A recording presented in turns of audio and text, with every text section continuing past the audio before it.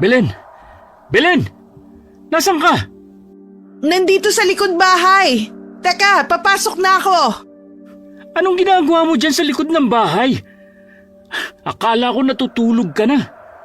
Tulog na nga ako kanina kaso sumakit ang tiyan ko. Kaya nagbawas muna ako. Hindi ka na dapat lumalabas ng ganitong oras. Alam mo namang delikado.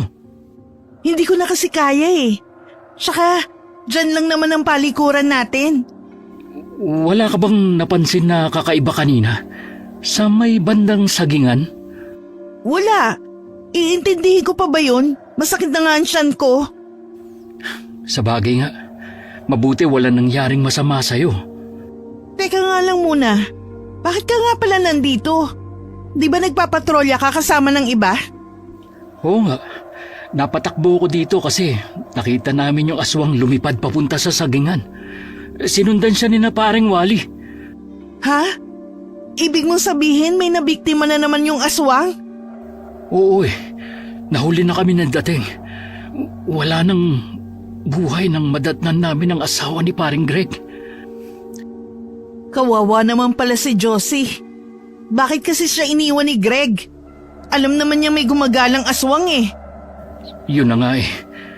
Sandali lang naman siyang nawala dahil tinignan niya yung nag-iingay nilang mga alagang baboy. Sakto naman, namalapit lang kami doon nang marinig namin ang malakas na pagaspas ng pakpak na dumaan sa taas namin. Kinutuban na agad kami. Yun nga nadatnan namin. Nahuli na kami ng dating. Hindi niyo basta mahuhuli ang aswang na yun. Masyado siyang tuso at alam niya ang bawat galaw niyo. Kahit mahirap siyang hulihin, magpapatrolya pa rin kami. Balang araw, mahuhulog din sa mga kamay namin ang halimaw na yun. Dahil sa ibang direksyon nakatingin si Belencio, hindi na niya napansin ang pag-ilap ng mga mata ni Belena. Maging ang pamumuo ng butil-butil na pawis sa noon nito. Dahil parehong hindi na makatulog, nagtimpla na lang ng 2 tasa ng kape si Belena para sa kanilang mag-asawa. Sabay na nilang hinintay ang pagsikat ng haring araw. Ito ang paborito ko sa lahat. Yung panonoorin ng pagsikat ng araw. Naalala ko kasi ang itay nung nabubuhay pa siya. Lagi mo na lang naaalala ang itay mo. Hanggang ngayon ba hindi ka pa rin nakakalimot? Kailanman hindi ako makakalimot sa nangyari sa kanya. Ang kalunos-lunos niyang itsura nung matagpuan namin. Para siyang hayop na kinatay at tinanggalan ng mga laman loob ng aswang na yun. Hindi man ang aswang na yun mismo ang mapatay ko. Kahit ang kauri lang niya, parang naipaghiganti ko na rin ang itay. Kaya ba parati kang sumasama sa pagpapatrolya? Oo, hindi ako titigil hanggat wala akong napapatay na aswang. Baka sa mukha at sa nakakuyom na kamao ni Melencio ang matinding galit na nararamdaman niya ng mga oras na yon. Si Belen naman iniiwas ang tingin sa asawa at saka tumingin na lamang sa labas ng kanilang bahay. Ilang sandali pa, tumayo na si Belen sa tabi ng asawa. Pumunta na siya sa kusina para maghanda ng kanilang almusala. Nanatili naman si Melencio na nakatanaw sa bintana. Tila ba binabalikan itong muli ang pangyayari sa nakaraan. Noong sumapit ang gabi, hindi muna sumama si Melencio sa mga nagpapatrolya ang kalalakihan ng kanilang baryo. Pumunta muna sila mag-asawa sa burol ni Josie. Pagdating doon, unang gabi pa lamang marami na kagad tao. Selyado din ang kabaong ng babae. Marahil ay dahil sa matinding tinamo nito sa kamay ng aswang. Nakikiramay ako sa iyo, paring Greg. Kung meron kaming pwedeng itulong, magsabi ka lang ha. Nandito lang kami. Salamat sa inyo. Ang inaalala ko talaga ngayon ang mga anak namin. Masyado pa sila mga bata, lalo na ang bunso namin. Naiintindihan namin. Kailangan mo lang magpakatatag alang-alang sa kanila. Ganun na nga ang ginagawa ko. Lalo na sa kalagayan ni Sita. May nangyari sa bunso niyo ni Josie? Mula ng gabing atakihin at mapatay ng aswang na yun ng asawa ko, Nagbago na siya. Lagi lang siyang tulala at umiyak sa sulok. Hindi kaya pare, nakita niya ang mga pangyayari? Yun din ang hinala ko eh. Lalo na't nakita namin siya sa silong ng bahay. Nanginginig sa sobrang takot. Kawawa naman pala si Sita. Nasaan siya ngayon? Kinuha muna siya ng kanyang tiyahin. Baka lalo lang kasing makasama kung makikita pa niya na nasa kabaong na ang kanyang ina. Maiwan ko muna kayo ha. Dumadami na ang mga tao eh. Doon lang ako sa kusina. Tutulong lang ako sa pag-aasikaso. Pagkatapos magpaalam sa dalawa, mabilis na siyang nagtungo sa kusina. Naabutan pa niya ang ilan sa kamag-anak ng mag-asawa. Nag-aasikaso sa mga pagkain na ibinibigay sa mga taong nakikipaglamay. Kinuha na niya ang tray na may nakalagay na mga tasa, kape at biskwit. Tsaka niya inalok sa mga naroon. Habang ginagawa niya yun, malikot naman ang mga mata niya. Hanggang mahinto yun sa isang babae na parang puputok ng tiyan sa laki. Ang lalaking kausap nito ang siyang asawa marahil nito. Noong lumayo ang lalaki, tsaka naman lumapit si Belen rito at nag-alok ng kape. Tinanggihan ng babae ang kape, pero hindi ang biskwit. Ilang sandali lang, parang wala sa sarili na naglakad papuntang masukal na bahagi ang babae. Walang nakapansin dito dahil abala ang lahat sa kani-kanilang ginagawa. Nagdiriwang naman si Belena dahil sa gabing yun maiibsan na naman ang kanyang gutom. Napahalakhak pa siya ng mga sandaling yun. Ilang sandali lang, buong kasabikan na niyang nilalantakan ng sanggol sa sinapupunan ng babae. Hindi pa siya nakontento. Hinalukay pa niya ang tiyan nito at saka inilabas ang mga laman loob. Ilang minuto din niyang pinagpiestahan ang katawan ng babaeng buntis bago nilisan ang lugar. Saan ka nang galing? Kanina pa kita hinahanap ah. Ha? Nagpahangin lang ako sandali. Mabuti pa umuwi na tayo. Nagpaalam na ako kay paring Greg. Sinabi kong babalik na lang tayo bukas. Sige. Inaantok na nga rin ako eh. Naisip nga kita eh. Alam ko naman na hindi ka sanay na magpuyat. Tara na. Teka, anong kaguluhan yun? Huwag ka namang ialam pa. Baka kung ano lang yun. Halika na umuwi. Dito ka lang. Titignan ko lang kung anong pinagkakaguluhan ng mga tao. Bakit doon sila papunta? Masukal na bahagi yun. Huwag ka nang sumunod. Umuwi na tayo. Melencio! Kahit anong pagpipigil ni Belen sa asawa, sumunod pa rin ito sa mga taong patungo sa pinakalikod ng bahay. Naiwan naman si Belen na labis na kinakabahan. Nagpalinga-linga siya sa paligid. Iilan na lamang silang naroon dahil naubos na ang mga tao para makiusyoso sa nagaganap.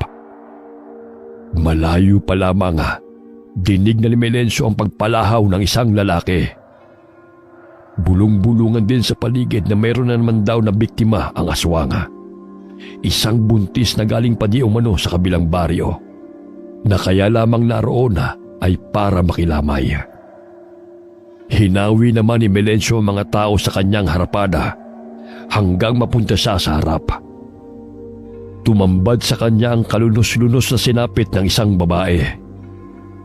Yakap ito ng isang lalaki na marahil ay asawa nito. Hindi matagalan ni Melencio tanawin kaya agad na rin siyang lumayo sa lugar na yon at binalikan ng asawa. May nabiktima na naman ang aswang. Ibig lang sabihin nun, nandito rin siya. Ha? Sinong biktima? Taga-kabilang baryo daw. Pumunta lang dito para makilamay. Kawawa naman. Sana hindi na lang siya pumunta rito. Kung alam siguro nila ang tungkol sa gumagala na aswang, hindi siguro sila mangangahas na pumunta pa rito. Ang mabuti pa umuwi na tayo. Baka mamaya ay nandito pa ang aswang na yon. Natatakot ako, Melencio. Gusto ko pa sanang magpaiwan. Tutulong ako sa paghahanap sa halimaw na yon. Hayaan mo na lang sila. Baka mamaya mapahamak ka pa. Alam mo naman na matindi ang galit ko sa mga aswang. Kung nandito pa siya, sasama ako para mahanap siya. Gusto pa sanang tumutol ni Belena, pero nakita niyang papalapit si Grega. May hawak itong gulok at madilim ang anyo. Kinausap nito si Melencio tungkol sa paghahanap sa aswang na bumiktima sa babaeng buntis. Narinig din ni Belen na pamangkin pala ni Grega ang asawa ng babae. Kaya naman lalong tumindi ang galit nito. Nang magpaalam si Melencio, hindi na rin nagawang tumutol ni Belena. Nasundan na lamang niya ng tingin ng papalayong magkaibigan. Gaya ng bili ng asawa, sumabay na lamang siya sa mga kapitbahay na naroon din ng mga oras na yon. Pagdating sa bahay, agad na kinuha ni Belen ang itinatagong kabibe at langis. Hinubad din niya ang suot na damit pang itaas. Kanina, aksidente siyang nasaksak ng babae nang bigla itong natauhan. Bakit ang tagal maghilom ng sugat ko? Hindi kaya... Di bale, ilang araw lang naman to. Ang mahalaga, nakatigim na naman ako ng sariwang karne ng sanggol. Nawala naman kahit papano ang kirot sa sugat ni Belena. Itinago na rin niya ulit ang kabibi at ang maliit na bote ng langis. Ginagamit lamang niya yon tuwing aksidente siyang nasusugatan. Mabilis kasi nitong napaghihilom ang kanyang sugat. Hindi na rin siya natulog pa at hinintay na lamang ang pagbubukang ni Wayway. Ilang sandali pa, dumating na rin si Melencio. Bakas dito ang pagod at puyat ng nagdaang gabi. O, ano nangyari? Nahalugog na namin ang lahat ng masusukal na lugar dito sa baryo.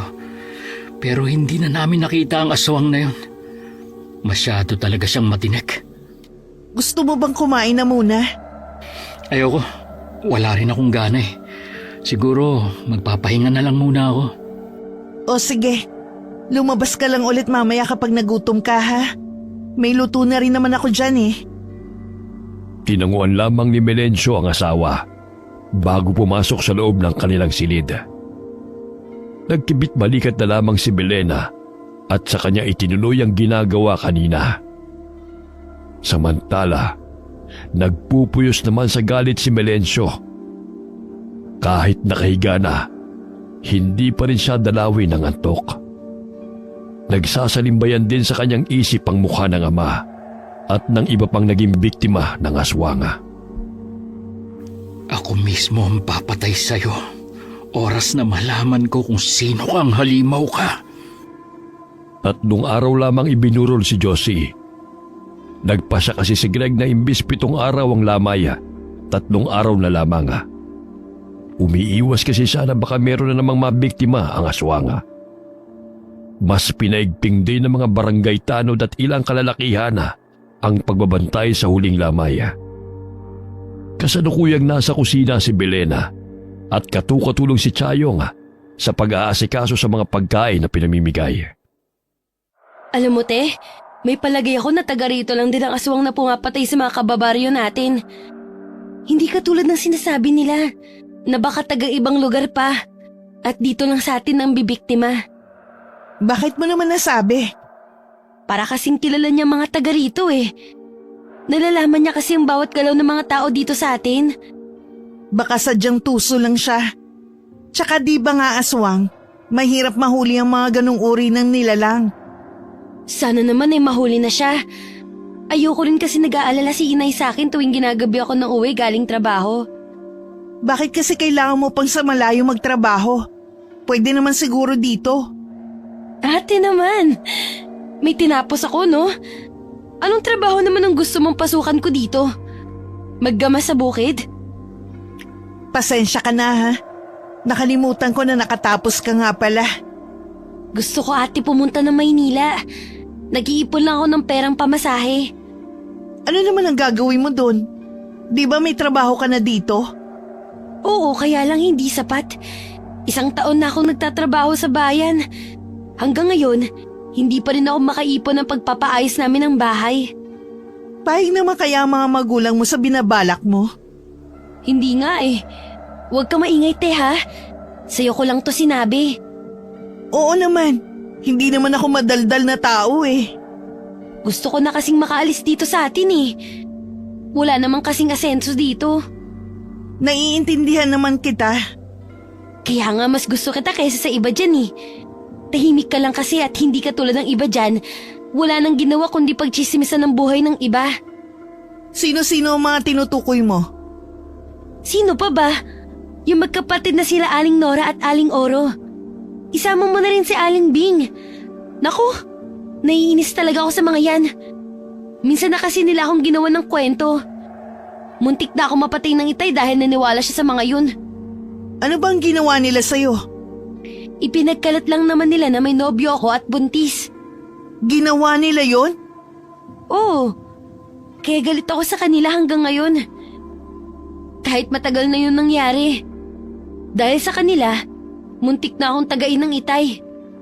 Buti naniwala naman sa'yo ang itay mo na chismis lang yun. Matagal din bago naniwalang itay sa akin. Pumunta pa siya sa trabaho ko para alamin kung may nobyo nga ako. Tapos, hinintay pa talaga niya ako kung lalaki ang tiyan ko. Tsaka lang niya ako kinausap ulit. Ang tindi rin naman palang magalit ng itay mo, no? Sinabi mo pa. Kaya nga gusto ko rin makalayo sa kanila. Gusto ko lumaya sa manipulasyon ni itay. Magagawa ko lang yun kapag nasa Maynila na ako. Kung saan hindi niya ako masusundan. Alam mo, matapang ka. Hindi ka kasi takot makipagsapalaran eh. Tsak na malayo ang mararating mo. Hindi ko lang to gagawin para sa sarili ko. Gagawin ko to para sa pamilya ko. Ako ang mag-aahon sa kanila sa kahirapan. Naniniwala ako na magagawa mo yan. Iba rin kasi ang determinasyon mo eh. Hindi maiwasan ni Belen na mapangiti habang nakatingin sa mukha ng dalaga. Kita kasi rito ang tila nangangarap ng gising. Dito lamang siya malapit sa lahat ng mga taga-roon.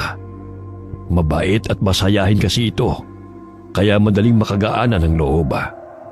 Nang araw ng libing, hindi na sumama si Belena. Nagdahilan na lamang siya sa asawa na masama ang pakiramdam. Pinagpahinga na lamang siya nito sa bahay. Hindi pa rin mawala kay Belen ang mga napag-usapan nila ni Chayong tungkol sa mga taong nanira dito noon. Biglang nanalim ang kanyang mga mata sa balak na naglalaro sa kanyang isipan. Pagsapit ng gabi, muling umalis si Melencio para sumama sa pagpapatrolya sa kanilang lugar. Saktong hating gabi, lumabas ng bahay si Belena. Tiyak ang mga hakbang na patungo sa isang bahay na malayo sa karamihan. Yun ang bahay ni Bing. Sa pagkakaalam niya, kasama rin ang asawa nito sa mga nagpapatrolya. Kaya natitiyak niyang mag-isa lamang ang babae sa bahay. Dahil yari lamang sa sawali ang bahay nito, madali lamang niya yung nasira. Gamit ang mga kuko. Ilang sandali pa, isang nakabibiging tili at pagpalahaw ang maririnig sa kalaliman ng gabi. Kinabukasan, balita sa buong baryo ang nangyari sa babae. Anong iniisip mo? Kanina ka pa kasi nakatanaw dyan sa labas ng bintana eh. Palaisipan kasi sa akin kung ano nangyari kay Bing. Sabi mo nga aswang yung may gawa nun sa kanya. Iniisip mo bang may iba pang gumawa nun sa kanya? Walang duda na aswang ang pumatay sa kanya. Ang ipinagtataka ko lang, bakit siya? Madalas naman kasi ang binibiktima ng mga aswang yung mga buntis. Yun lang ang paborito nilang biktimahin dahil sa sanggol na nasa sinapupunan nila.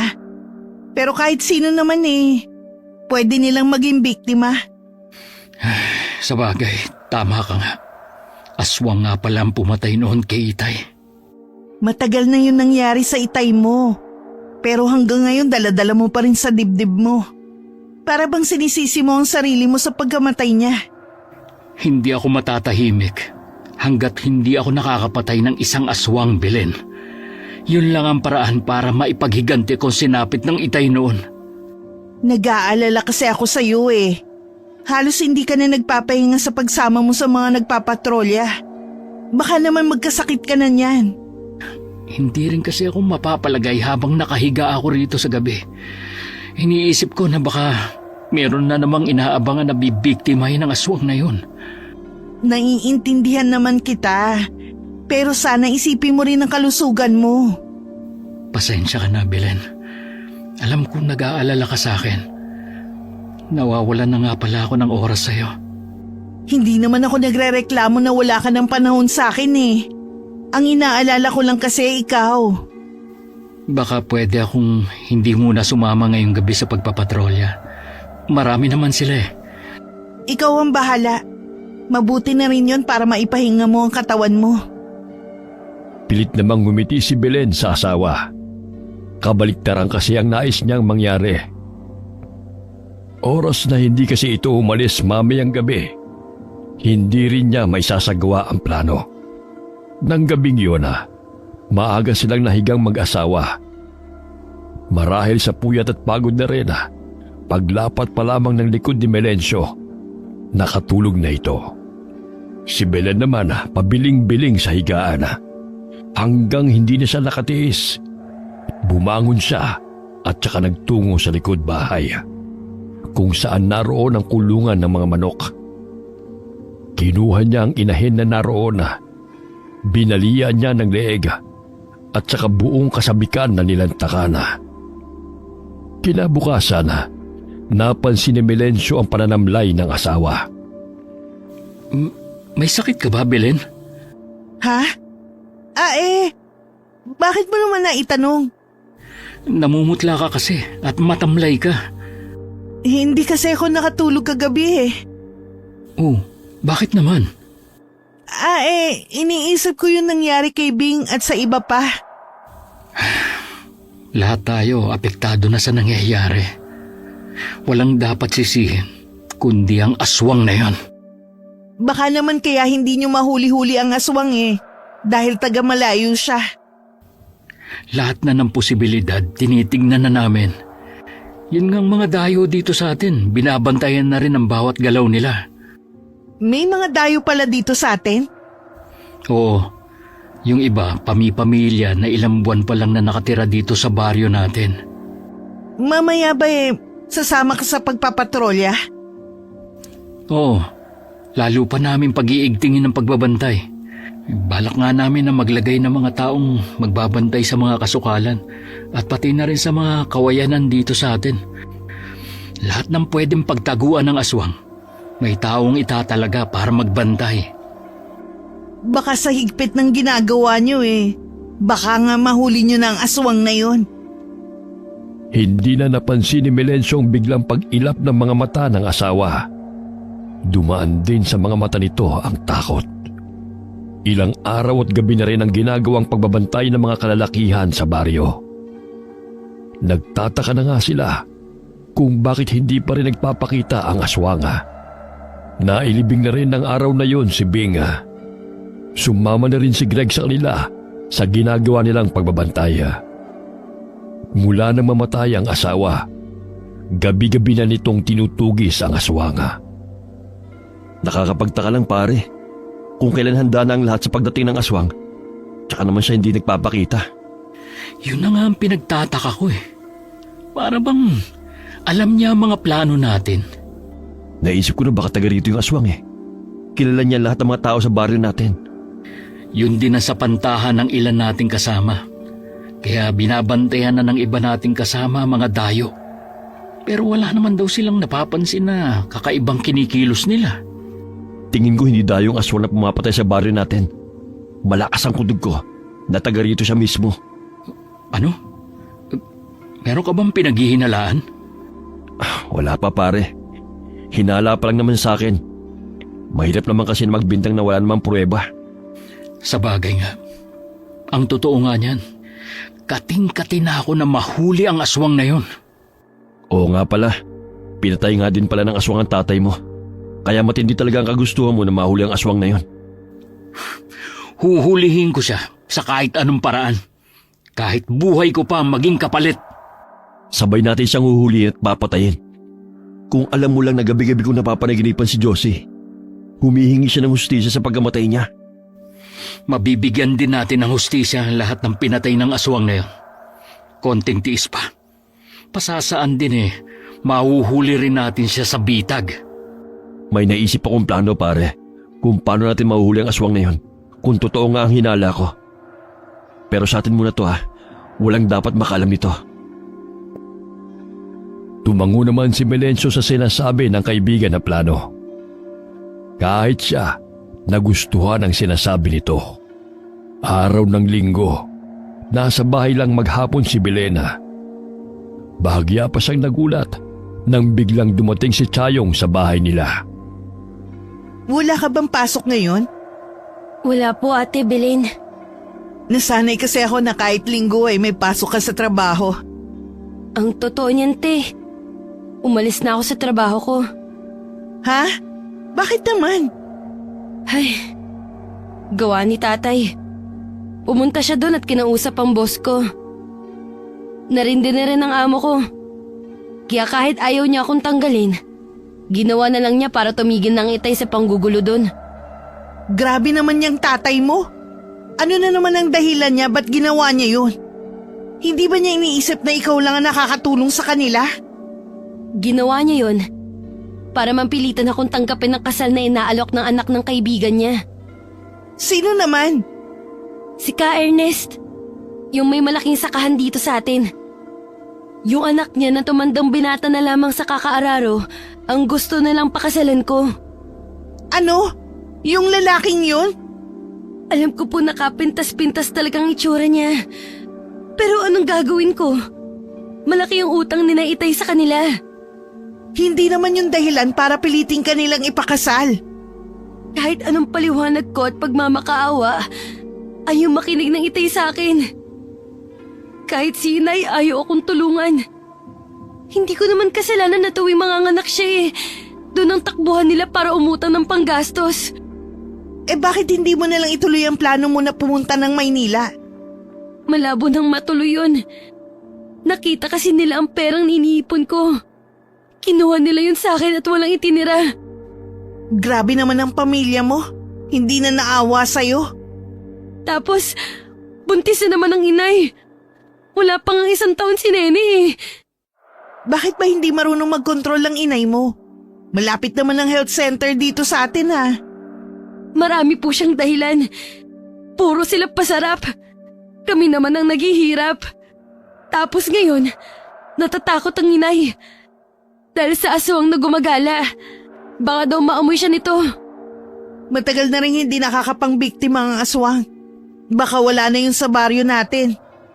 Sana nga po. Nag-aalala rin ako kay inay. Kawawa po ang mga kapatid ko kapag may masamang mangyari sa kanya. Napakabuti mo talagang anak, Chayong. Napakaswerte ng mga magulang mo sa'yo. Lagi na lang kapakanan nilang iniisip mo. Hindi naman po pinapahalagahan ng mga magulang ko ang paghihirap ko. Mabuti na nga lang po may mabait na kamag-anak kaming pinag-aral ako. Dahil ko sa kanila ko lang iaasa, baka katulad na rin ako ng iba kong kapatid na hindi man lang nakapagtapos ng high school. Huwag kang mawalan ng pag-asa. Baka magbago pa ang isip ng itay mo. Hindi na po magbabago ang isip nun.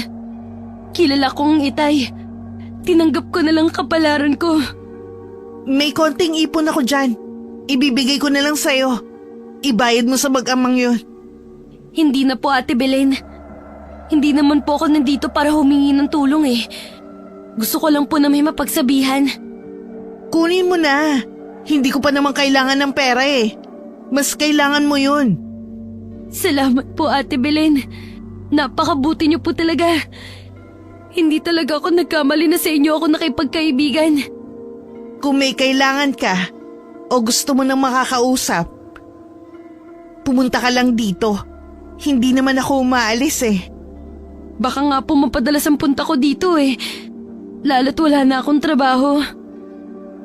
Napayaka pa ang dalaga kay Belena Hindi naman nagtagal pa sa bahay si Chayong. Baka raw hinahanap na ito ng mga magulang. Malapit lang naman ang inuuwian nito. 3 bahay lang ang pagitan sa bahay niya. Nang sumapit ang gabi, muling nagpaalam si Melencio. Hindi katulad ng mga nagdaang gabi, mas maaga itong umalis. Si Belen naman, pagkaalis ng asawa, agad na ring naghanda. Pagkatapos maipahid sa buong katawan ng langis at magpalit ng anyo, pinuntahan na niya ang pakay na bahay. Yun ang bahay ni Aling Nora. Dahil gawa sa semento ang bahay nito, nahirapan siyang pasukin. Nagpalit na lamang siya bilang malaking itim na pusa para makapasok sa bahay nito. Mag-isa lamang sa isang kwarto ang babae. Ang asawa nito ang isa sa nagpapatrolya sa lugar. Tumalon siya mismo sa dibdib nito.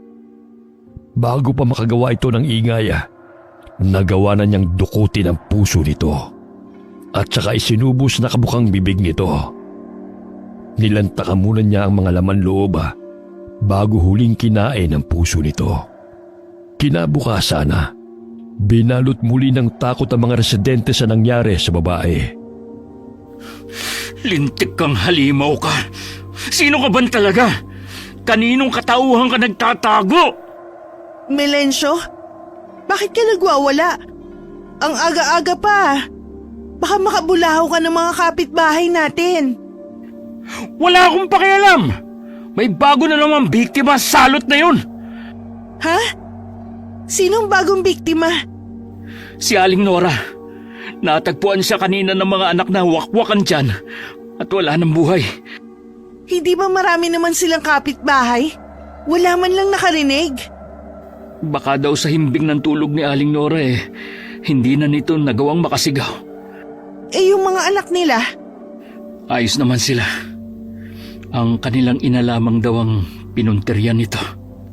Kawawa naman. Mga bata pa ang anak nila ng asawa niya. Nagkamali kami ni Greg ng hinala. Anong ibig mong sabihin? Meron kasi kaming pinagsususpetsahan. Pero buong gabi na walang lumabas sa bahay nila. Sino naman ang pinaghihinalaan yung aswang? Si Chayong. Ano? Bakit naman si Chayong? Sa dami ng tao Siya pa talagang pinaghihinalaan nyo? Nagkamali nga kami ni paring Greg. Nabanggit lang kasi dati ng tatay niya na may naging karelasyon daw ito na taga-malayong isla. Baka daw aswang yung lalaki.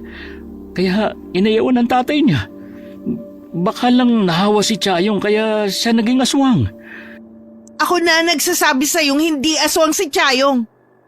Kaibigan ko siya at mabuti siyang babae.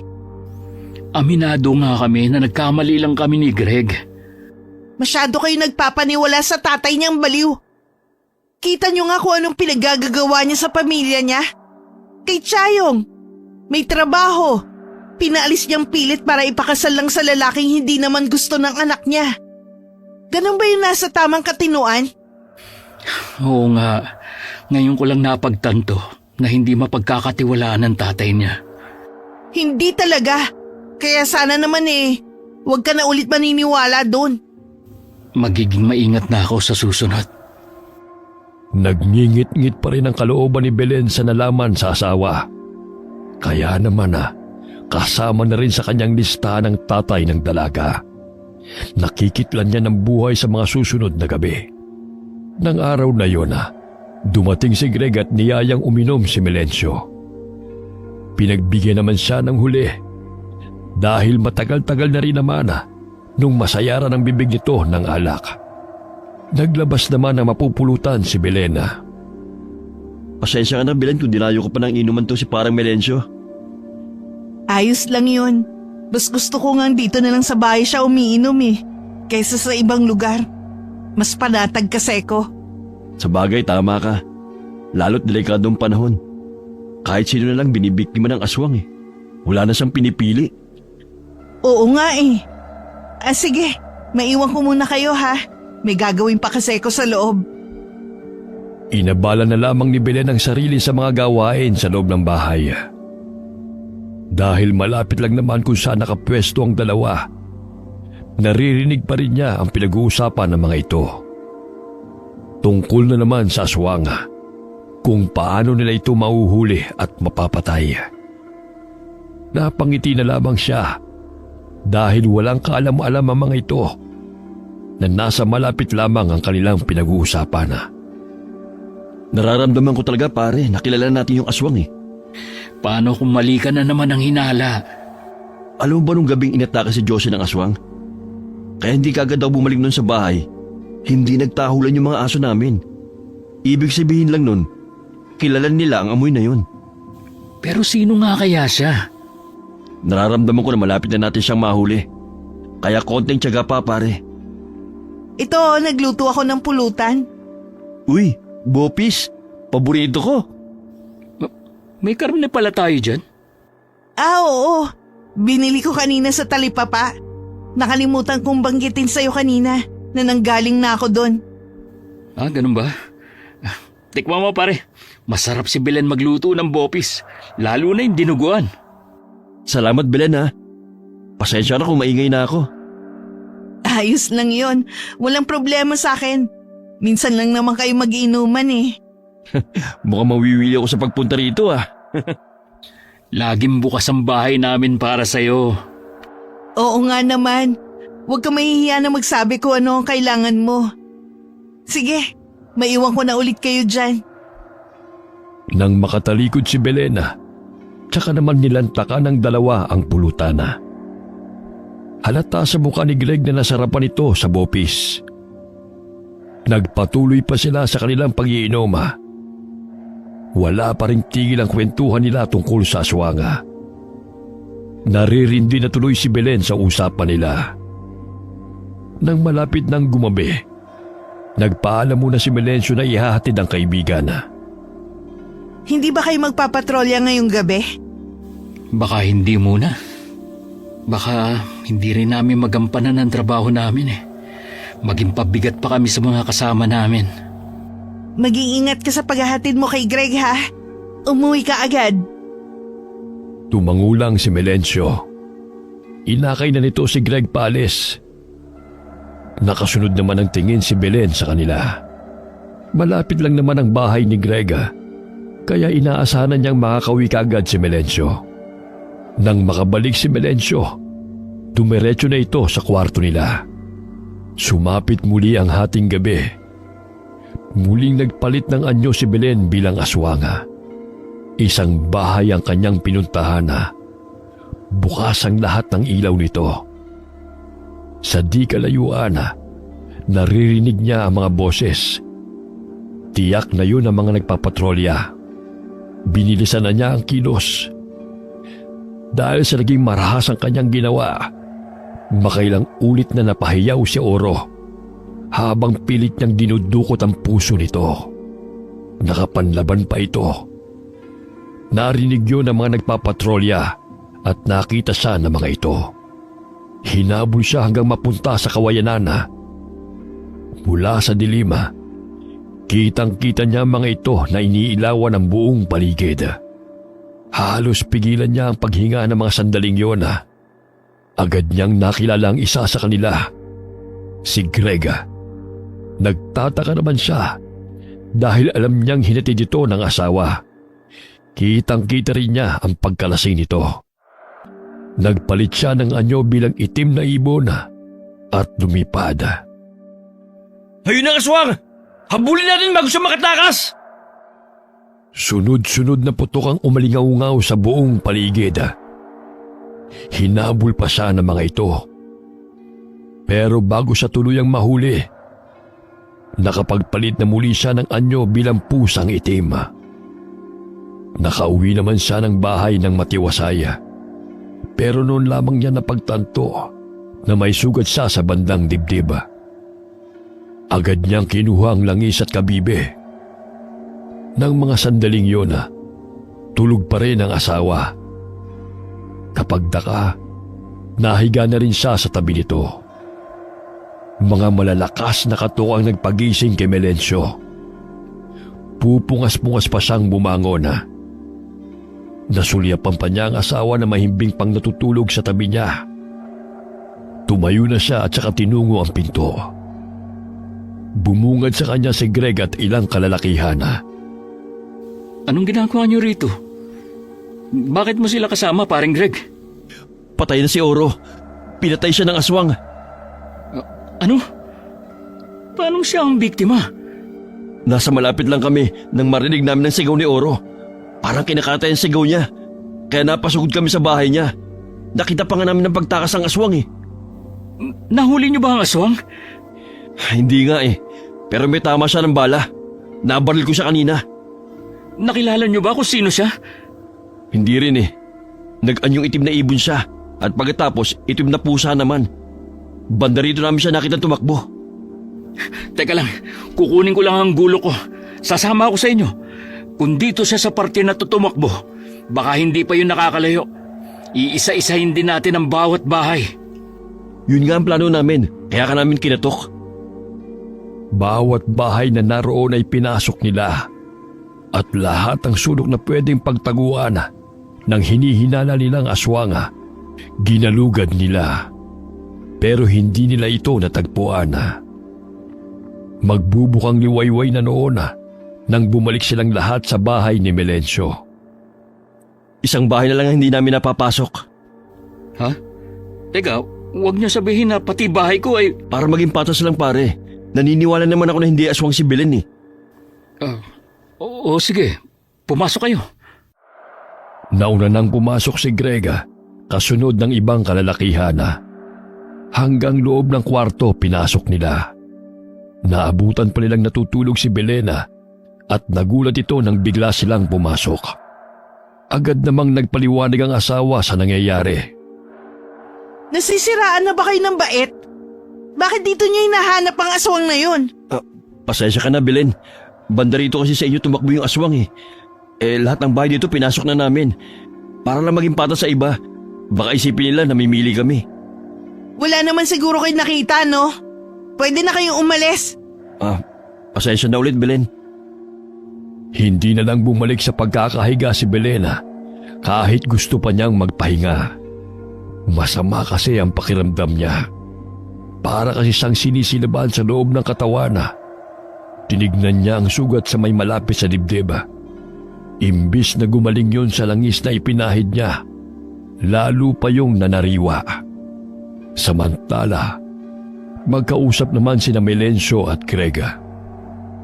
Nararamdaman ko, malapit na natin mahuli ang aswang pare. Paano ka nakasisiguro? Dahil sa balang ginamit ko, meron yung orasyong galing sa isang magaling na albularyo. Ibinabad ang balang yon sa sagradong tubig mula sa isang bukal. Anong mangyayari sa aswang kapag ganon? Hindi maghihilom ang sugat niya, kahit ano pang gawin niya. Kung sino sa mga taga-baryo ang may sugat na galing sa tama ng bala, siya ang aswang. Paano natin malalaman kung sino may tama ng bala sa mga taga rito? Kung kinakailangan puwersahin natin sila magubad isa-isa, gagawin natin. Hindi tama ang gusto mong mangyari. Labag yan sa karapatang pantao. Sa dami ng pinatay ng halimaw na yon, ano pa bang karapatang pantao sinasabi mo? Gusto ba nila maubos tayong lahat dito? O makikipagtulungan sila? Hindi ako sangayon sa sinasabi mo. Kausapin muna natin sila ng mahinahon. Bahala ka, pero hindi na magbabagong isip ko. Kung ipipilit mo yan, sinisiguro ko sa'yo, hindi tayo sasang-ayunan. Hindi ko kailangan ng permiso mo. Palibasa kasi, hindi mo alam kung gaano kasakit mawala ng asawa at anak dahil sa halimaw na yon. Nauunawaan kita, pero hindi tama ang gagawin mo. Meron pa naman sigurong ibang paraan. Pwede naman natin tanungin ng mga taga rito. Sa tingin mo aamin ang aswang na yon na siyang may tama ng bala? Hindi ko alam, pero... Tama na pare. Huwag mo lang ipangpilitan ang gusto mo. Lahat ng kanilang pinag-uusapan ay narinig ni Belena. Hindi tuloy niya maiwasan na kabahana. Noon lang niya nalaman na may pagkatuso din pala si Greg. Naningkit bigla ang mga mata niya nang maisip ang balak nitong gawin. Nang mga sumunod na araw, laging wala si Melencio. Naiiwan lang laging mag-isa si Belen sa bahay nila. Habang dumadaan ang mga araw, lalong nagdadagdagan ng matinding kaba sa dibdib niya. Napalis lamang ang nararamdaman niyang pag-aalala nang dumating kinahapunan si Chayong. Oh, bakit ngayon ka lang dumalaw? Hindi kasi ako basta makaalis sa bahay namin, Ate Belen. Bakit naman? Hinihigpitan ka ba ng itay mo? Hindi lang yun, te. Doon na sa amin nakatira yung magiging asawa ko. Ha? Anong sabi ng inay mo? Eh di wala. Sunod-sunuran lang naman yun kay Itay eh. May pera pa ako dito. Kung gusto mong lumayo, tutulungan kita. Magsabi ka lang sa akin kung kailan. Hindi na po ako makakaurong. Malaki na po ang utang namin sa kanila. Pero Chayong, hindi tamang sapilitan ka nilang ipakasal sa taong ayaw mo. Hayaan na lang po natin. Ito na po siguro ang kapalaran ko. Pwede mo pang baguhin ang kapalaran mo. Hindi ko rin po kasi maaatim na masaya ako sa pupuntahan ko. Samantalang naghihirap ang pamilya ko dito. Gusto mo bang pakiusapan ko ang mga magulang mo? Wag, te! Ayoko madamay ka pa sa problema ko. Siguro matatapos ang paghihirap ko kung ako na ang sunod na mabibiktima ng aswang. Huwag kang magsalita ng ganyan kung ayaw mong magalit ako. Desperado na kasi ako, te. Hindi ko na alam ang gagawin ko. Huwag kang mawalan ng pag-asa. Makakagawa din tayo ng paraan. Hindi kita pababayaan. Salamat, te. Kahit papano alam ko na may kakampi ako rito. Isang malagim na balak ang nabuo kay Belena. Hinayaan lang niya na maglabas ng bigat ng nararamdaman ng dalaga. Hindi na rin ito nagtagal dahil malapit nang dumilim. Kinagabihan naman, kahit masama pa rin ang pakiramdam at kumikirot ang sugat niya, naghanda na muli si Belena para sa gagawin niya sa gabing yun. Mula sa madilim na bahaging pinagtataguan niya, nakita ni Belen na lumabas ang isang lalaking kilalang kilala niya. May hawak itong sigarilyo sa isang kamay. Napangisi pa siya nang humakbang ito palapit sa kanya. Marahil napansin ito ang kanyang mapupulang mga mata na tila malilit na ilaw sa dilim. Nang humakbang pa ito palapit sa kinaroroonan niya, saka siya lumabas sa pinagtataguan. Agad niya itong sinunggaban at kinagat sa leeg. Halos humiwalay na ang ulo nito sa pagkakakabit sa katawan. Nagawa pa nitong humakbang patras habang hawak ang leeg. Muli niya itong sinunggaban at saka hiniwa ang tiyana. Hinalukay niya ang laman loob nito at buong kasabikan na kinain. Huli na para mamalayan niya na nakita ni Chayong ang ginagawa niya. Pagkatapos magawa ang krimen, tumalilis na siya ng alis sa lugar. Belen! Belen! Nandito ako sa likod bahay, nagsisiga ako. Nabalitaan mo na ba nangyari sa asawa ng kaibigan mo si Chayong? Hindi pa. Bakit? Ano nangyari? Pinatay ang asawa niya ng aswang kagabi. Hanggang ngayon tulala pa rin si Chayong. Pupuntahan ko si Chayong ngayon. Sasamahan na kita. Gusto ko rin kausapin ang ama niya. Kinuha lang ni Belen ang kanyang balabala at saka sila lumakad ng mag-asawa. Pagdating sa bahay nila Chayong, agad silang pinatuloy ng ina nito. Si Melencio naman kinausap si Mang Dado na ama ng dalaga. Pinapasok na rin siya ng ina ng babae sa kwarto. Nadatna ni Belen na tulala at nakatingin lamang sa kawalan si Chayong. Nanginginig din ang buong katawan nito dahil sa matinding takot. Chayong, si Belen to. Ikaw! Lumayo ka sa akin! Halimo ka! Ano bang sinasabi mo, Chayong? Ikaw aswang na matagal na nilang hinahanap! Nakita kita kung paano mo pinatay si Elmer! Halimo ka! Nakita mo ko? Oo! Isa kang halimaw! Salot ka! Kaibigan pa naman ang turing ko sa'yo! Yung pala nagpapanggap ka lang! Makinig ka sa akin, Chayong. Ginawa ko yun para sa'yo. Para makatakas ka na sa lalaking yun. Alam ko hirap na ang kalooban mo. Kaibigan mo ko, Chayong.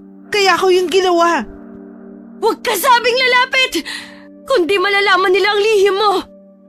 Chayong, nakikiusap ako sa'yo. Huwag mo sasabihin ng mga nakita mo. Hindi! Kailangan malaman nila kung sinong aswang na hinahanap nila! Huwag, Chayong. Nakikiusap naman ako sa'yo. Muling nagsisisigaw si Chayong nang tangkaing lumapit uli ni Belen dito. Napapasok na rin ang mga magulang nito at si Melencio.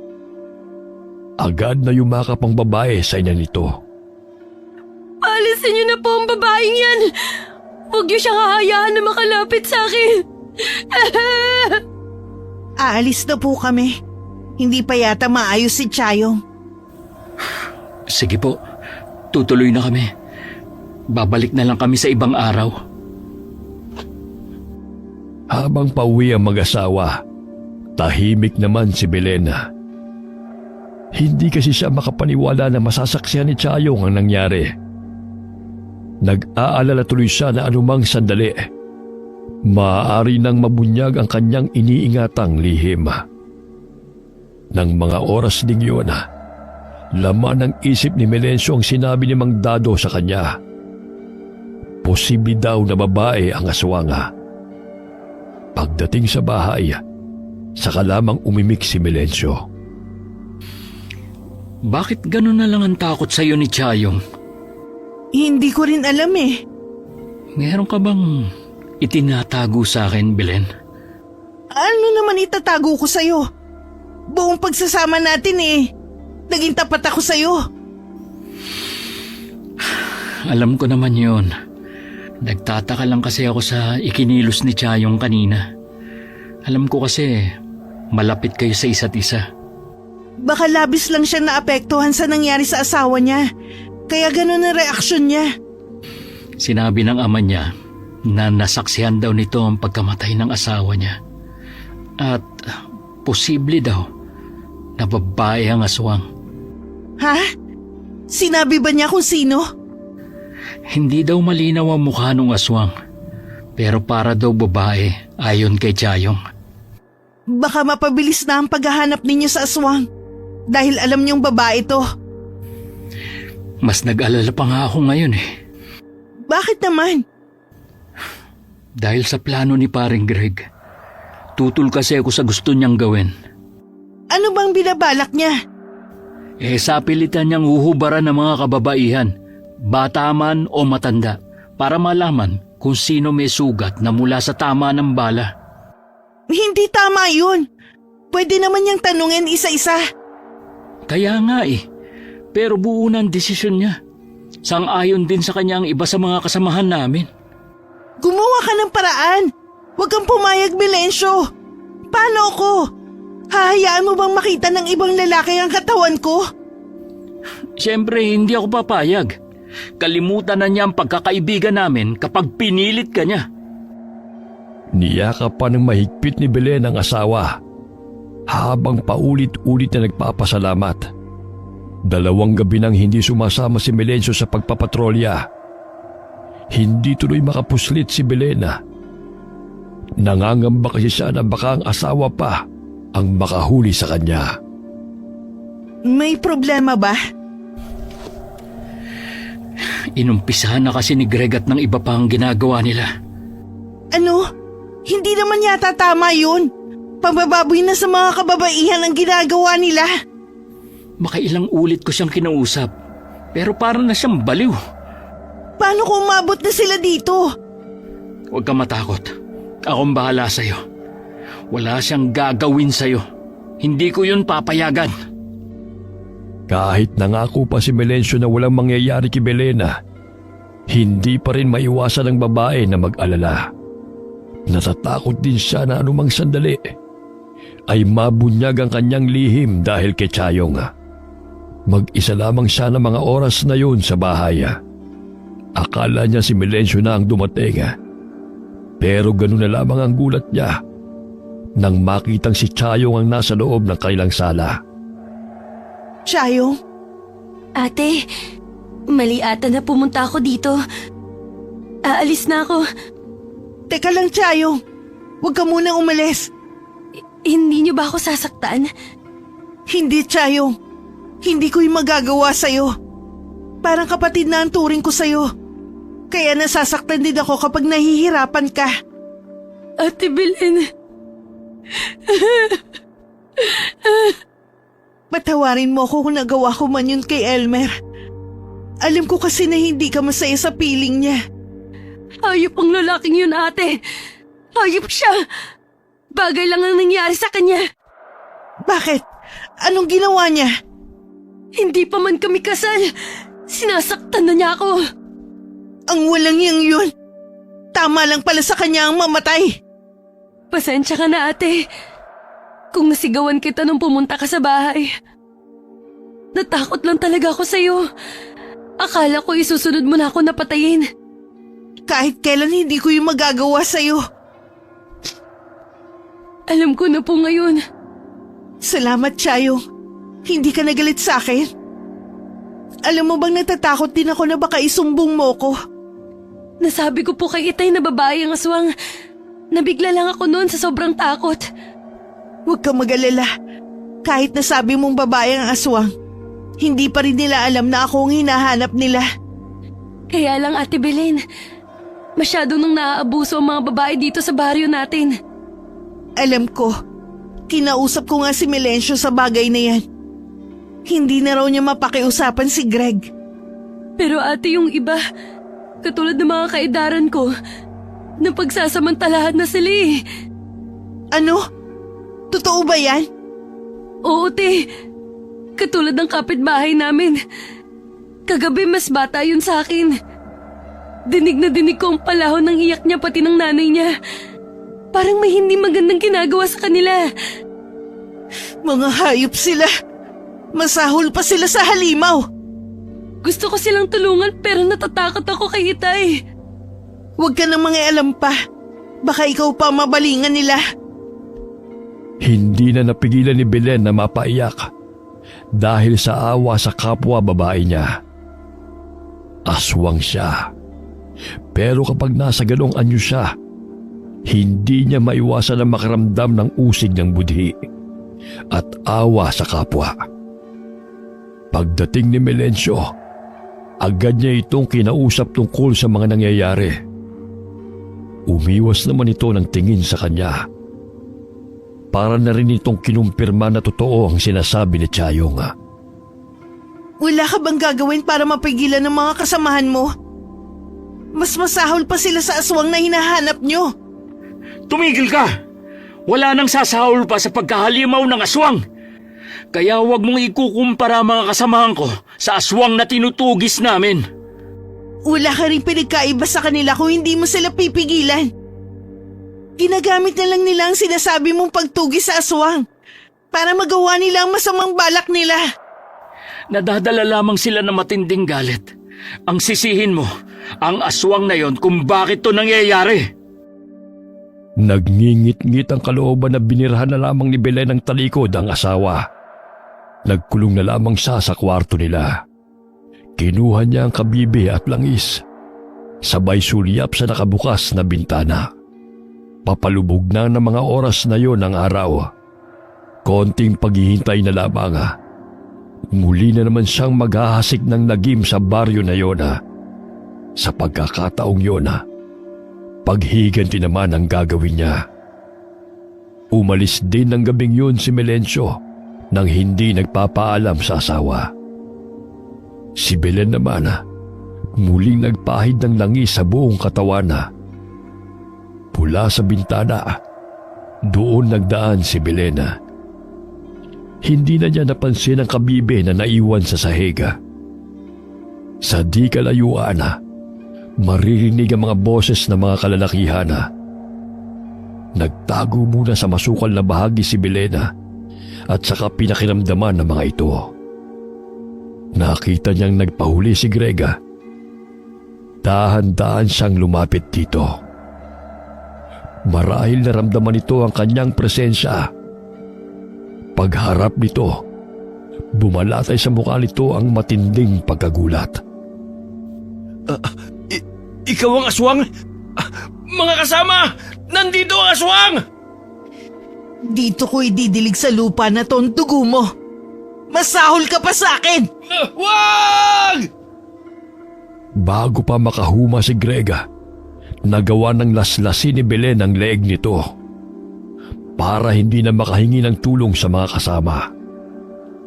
Gaya ng sinabi niya, tumulo mula sa lalaki ang sariwang dugo papunta sa lupa. Sunod na dinukot ni Belen ang puso nito at saka ipinakita pa sa lalaking naghihingalo. Dinurog pa niya yun sa kamay. Nang akmang bubutasin na niya ang tiyan nito, tsaka naman dumating ang ama ni Chayong. Magkakasunod na putok ng baril ang narinig nila. Mabilis na nagpalit ng anyo bilang itim na ibon si Belena at tsaka lumipad palayo. Pero nagawa pa rin siyang habulin nito. Sa di kalayuan, natalaw niya si Chayong. Sumenyas ito sa kanya. Nagbalik siya sa dati niyang anyo bilang tao. Anong ginagawa mo rito, Chayong? Galing ako sa bahay niyo. Nakita kitang lumabas sa bintana niyo. Kaya sinundan kita dito. Hinahanap nila ako. Umalis ka na dito. Baka pati ikaw madamay. Bakit mo pinatay si Mang Greg? Dahil siya ang pasimuno ng lahat. Hindi ko hahayaan na magpatuloy ang ginagawa niya. Kaya umalis ka na. Sumama ka na sa akin. Hindi kita pwedeng iwan dito.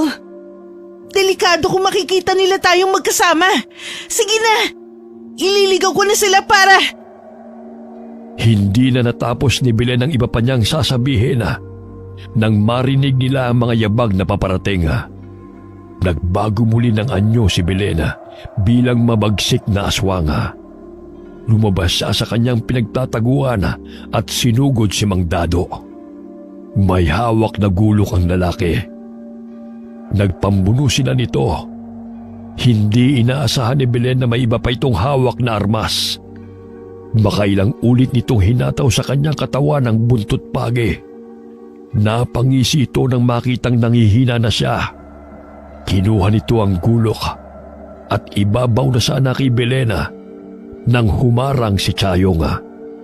Labis na nabigla ang lalaki na naroon ang anak sa lugar. Nabitiwan nito ang gulok at saka kumaripas ng takbo. Chayong! Chayong! Gumising ka! Ate, Chayong! Dito ka lang! Hihingi ako ng tulong! hindi na ate. Huwag na. Hindi ko na rin kaya. Hindi, Chayong! Kailangan mo kayanin! Tutulungan pa kita na makarating ng Maynila eh! Di ba yun ang gusto mo? Sayang. Hindi na matutupad ang pangarap kong makarating sa Maynila. Hindi ko na matutulungan ang pamilya ko. Chayong! Matutupad yun! Akong bahala ha! Basta huwag ka lang susuko! Ate Belen, salamat ha. Hindi kita makakalimutan. Chayong! Gumising ka! Gising, Chayong! Hindi ka pwede mamatay! Chayong!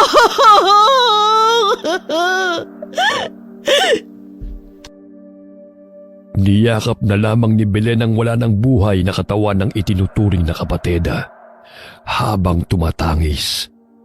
Ilang sandali rin niyang yakap-yakap ang katawan nito bago nakarinig ng mga tinig at yabaga na paparating sa kinaroroonan nila.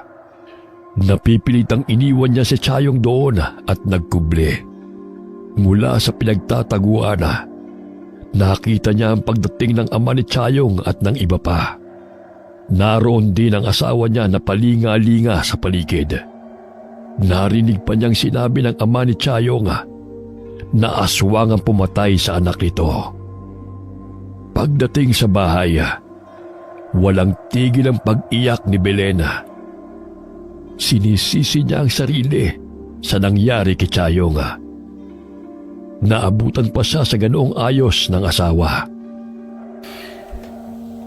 Siguro, nakarating na sa iyo ang masamang balita.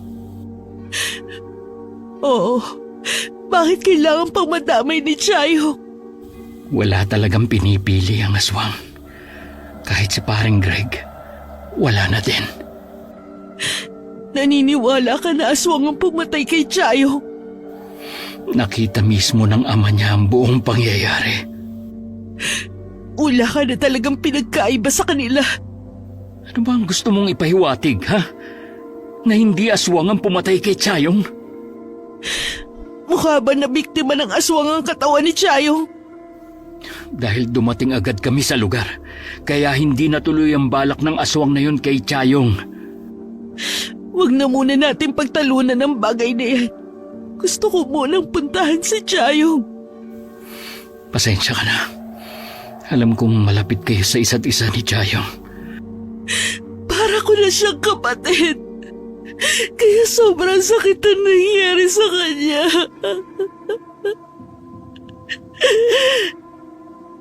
Sa burol ni Chayong, nasa tabi lamang ng kabaong si Belena. Punong-puno ng galit at paghihinagpis ang mga mata niya habang nakatingin sa salamin ng kabaong.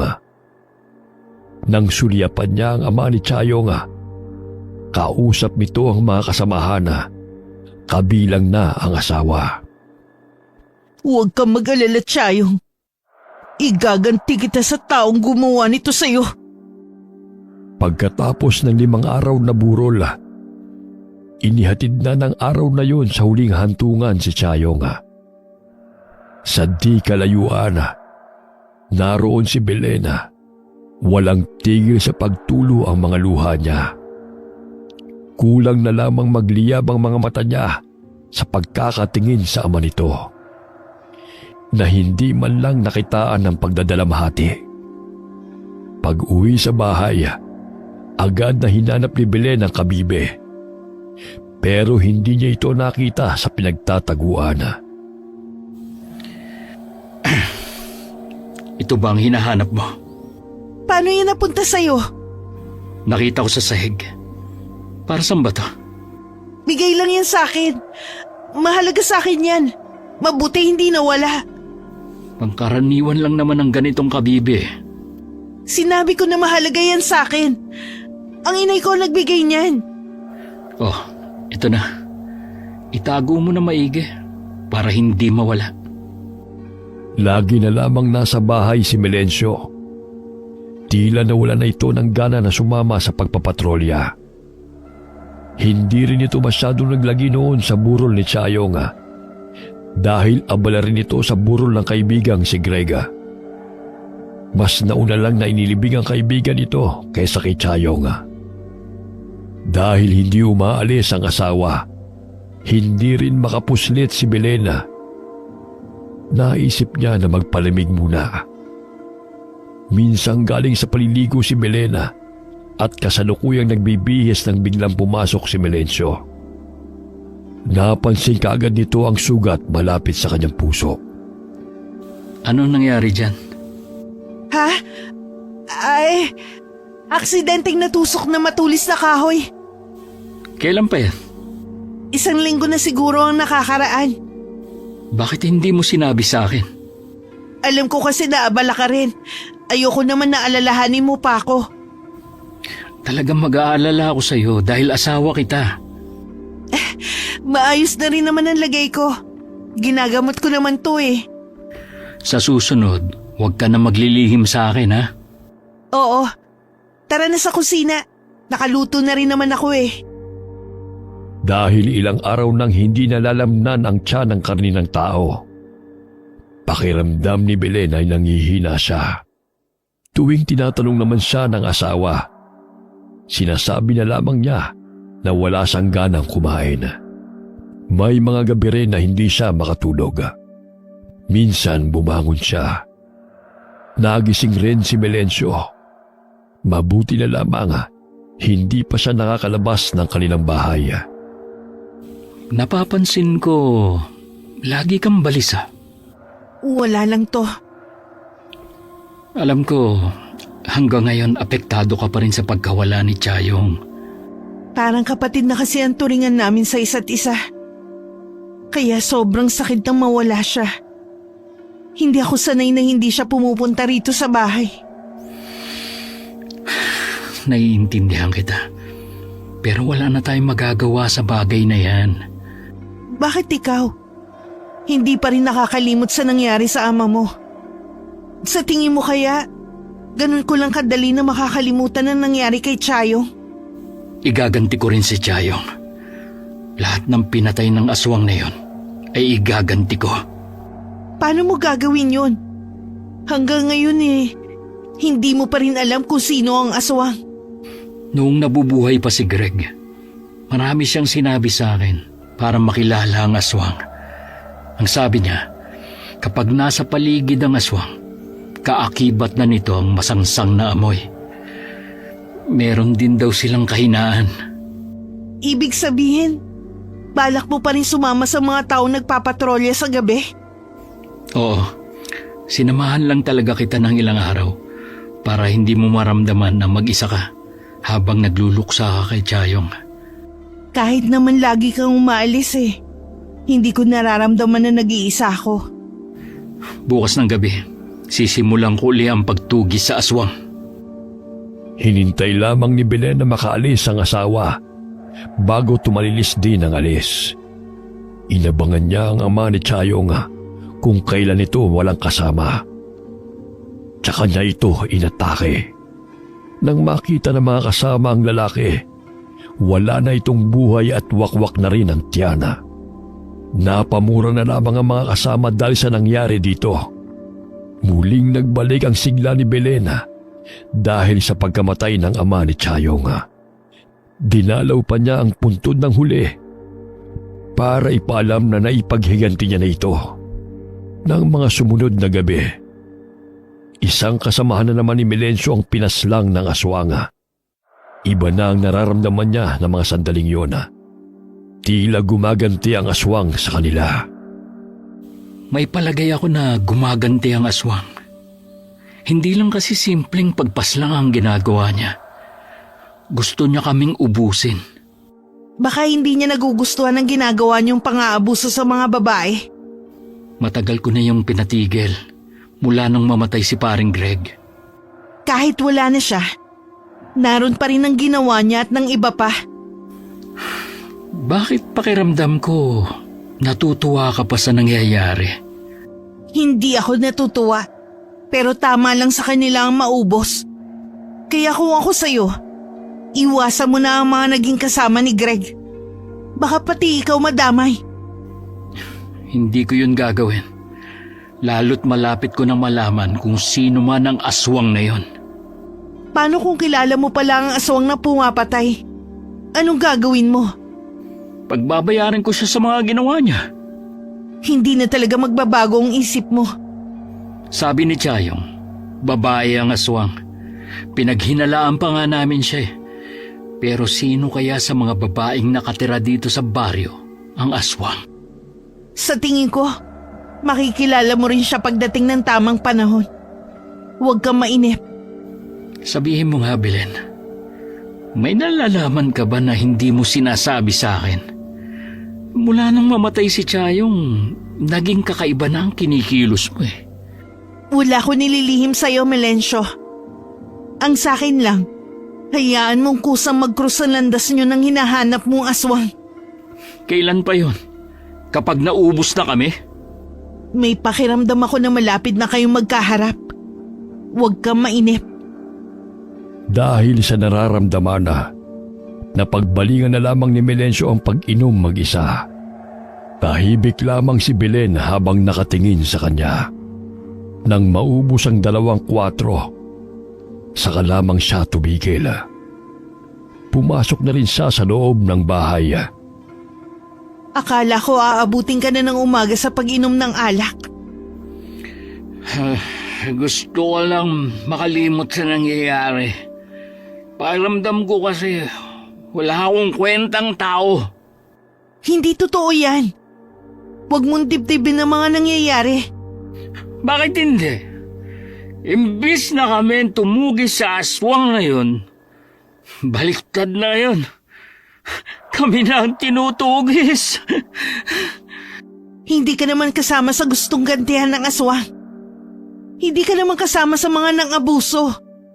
Kahit na, kasama ko pa rin sila. Wala akong ginawa para pigilan sila sa balak nila noon.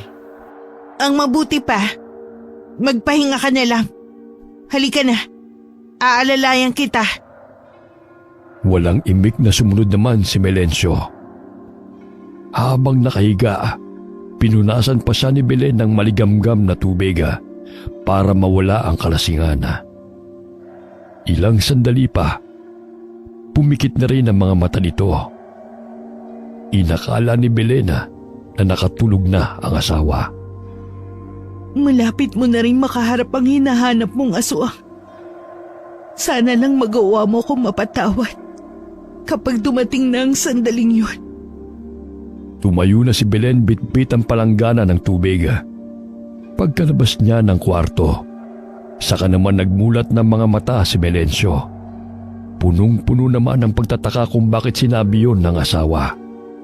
Hindi rin mawala-wala ang kabang nararamdaman ng mga sandaling yun.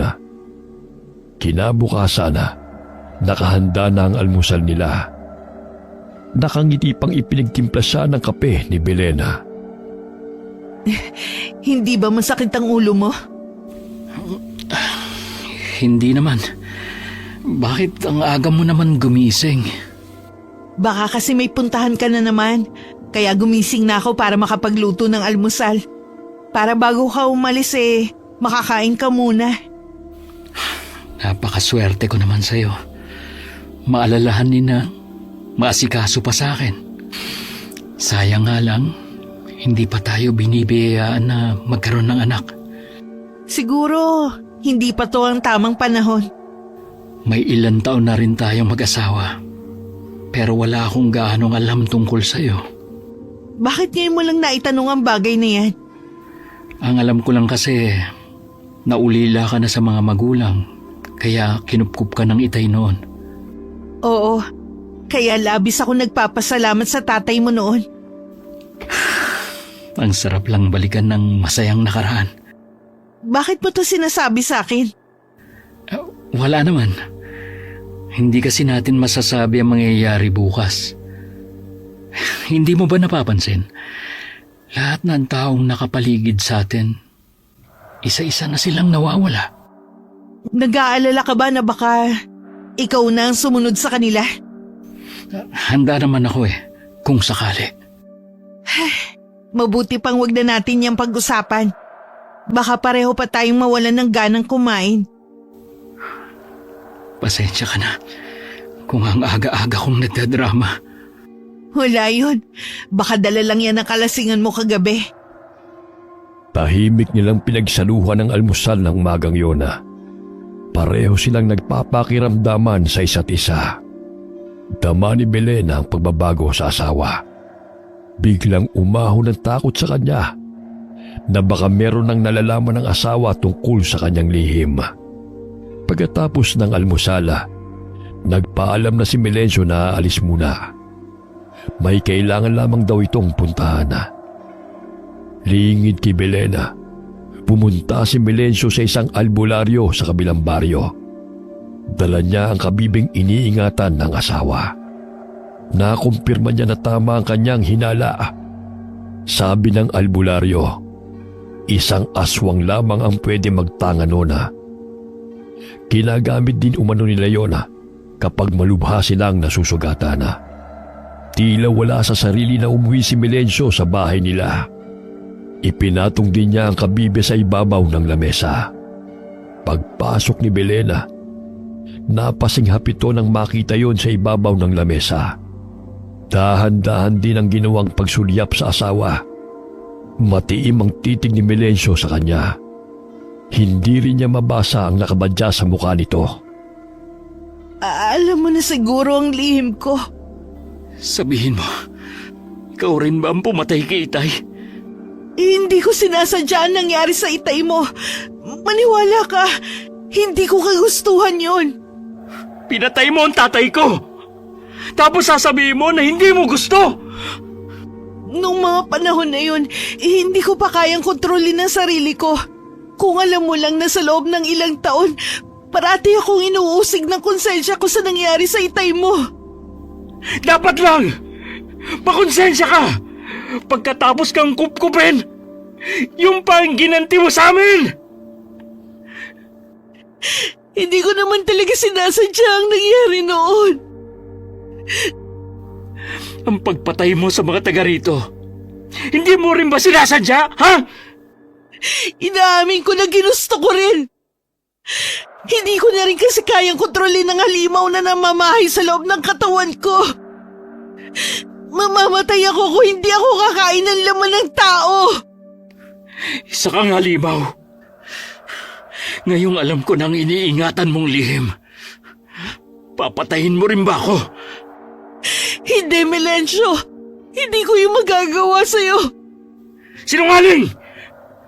Nagawa mo nga patayin si Chayong na sinasabi mong parang kapatid na ang turing mo! Hindi ako pumatay sa kanya. Ang tatay niya. Kaya ko nga pinatay din si Mang Dado para maiganti siya. Ayoko na marinig ang iba mong pang sasabihin. Mabuti pa umalis ka na! Magpakalayo-layo ka na. Huwag ka na magpapakita sa akin kahit kailan! Gagawin ko yun. Pagkatapos ko mapatay ang mga kasamahan mo. Halimaw ka nga talaga. Hindi mo man lang naisip ang mga pamilya nilang maiiwan. Patawad. Pero buo na ang desisyon ko. Pwede mo silang balaan at hindi kita pipigilan. Halo ang nararamdaman ni Melencio ng mga oras na yon sa kabila ng pagkakatuklas niya sa tunay na katauhan ng asawa. Mahal pa rin niya ito. Kahit nalilito sa dapat gawin mas pinili pa rin niyang gawin ang tama. Umalis siya para balaan ng mga kasama. Pero nahuli na siya ng dating. 3 sa mga kasama niya ang napatay na ni Belena.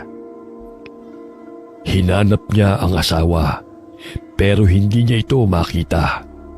Iisang tao na lamang ang natitira sa mga kasama. Pinuntahan niya ang kaibigang si Wally at binalaan na magtago na dahil siya na ang susunod. Maliit pa mga anak ko, pare. Huwag mong hayaan na makalapit ang aswang sa akin. Wala naman akong ginawang masama eh. Sinunod ko lang ang utos ni paring Greg noon. Alam ko naman yan. Kaya magtago ka na kasama ang pamilya mo. Ako na ang haharap sa kanya. Wala kang laman sa kanya. Kita mo na nga sa mga kasama natin. Ako lang ang maaaring tumalo sa aswang. Haharapin ko siya at pipigilan. Kilala mo ba kung sino ang aswang na pumatay sa mga kasama natin? Oo. Siya si Belen. Ang asawa ko.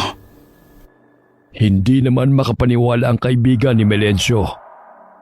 Nang biglang mag-iba ang ihip ng hangin at nakaamoy ng masangsang na amoy. Alam nilang naroon na si Belena. Dali-daling pumasok sa loob ng bahay si Wally at tiniyak na nakasara ang pinto't bintana gaya ng bilin ni Melencio. Hindi na ako papayag na may isa pang mamatay ng dahil sa'yo. Kung ganun, kailangan mo akong patayin. Sinabi ko nang umalis ka na, di ba? Bakit kailangan mo pa magpakita sa akin? Umalis ka sa daraanan ko para matapos ng misyon ko at saka ako aalis. Hindi kita hahayaan na makalampas sa kinatatayuan ko. Ikaw na lang ang uunahin ko bago ko isunod ang kaibigan mo. Mahigpit na hinawakan ni Melencio ang punyan na galing kay Greg. Nito, inilublob din daw yon sa sagradong tubig sa bukal. Tanging yun lamang daw ang makapapatay sa mabagsik na aswanga na pumapatay sa kanilang baryo. Isa di umanong kiwig ang aswang na kanilang tinutugis. Kaya nitong maging ordinaryong tao sa umaga. Kaya nahihirapan silang matukoy ang pagkakakilanlan nito. Sa gabi naman ay kaya nitong mag-anyong malaking itim na pusa o kahit anong hayop. Umangil ng malakas si Belena bago nito sinugod ang asawa. Ngunit ilang dangkal na lamang ang layo niya sa asawa. Tsaka naman itinarak ni Melencio ang hawak na punyala. Bumagsak si Belen sa lupa. Hindi naman makapaniwala si Melencio na ganun niya kadaling matatalo ang asawa. Para bang sinadya nitong ibigay ang buhay.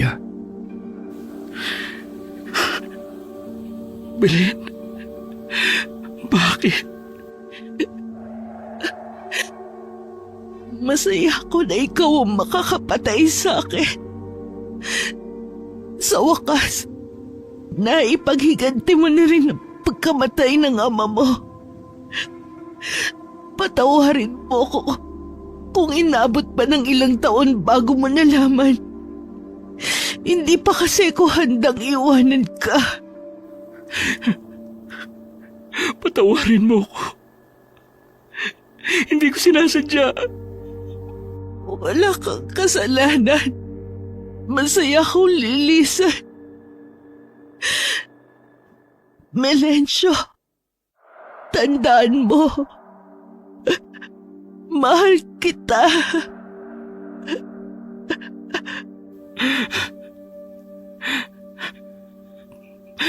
Mahal din kita, Belen. Ikaw lang. Habang nabubuhay ako. Sumilay ang isang matamis na ngiti sa labi ni Belena sa huling tinura na yon ng asawa. Nang gabi ring yun, binawian ng buhay si Belena. Pagkatapos ng gabing yun, nanatiling lihim pa rin ang tungkol sa pagiging aswang ni Belena. Lumipas ang mga taon sa buhay ni Melencio na hindi na siya nag-asawa. Si Belen pa rin kasi ang nasa puso niya hanggang na mga sandaling yun. Kung meron man siyang labis na pinagsisisihan, hindi niya gaanong naparamdam sa asawa ang pagmamahal niya. Masyado kasi siyang nilamon ng galit sa paghahanap sa salarin na pumatay sa kanyang ama. Sa mga sandaling yun, namumuhay na lamang siya sa masasayang ala-ala nilang mag-asawa. Wakas. Belen,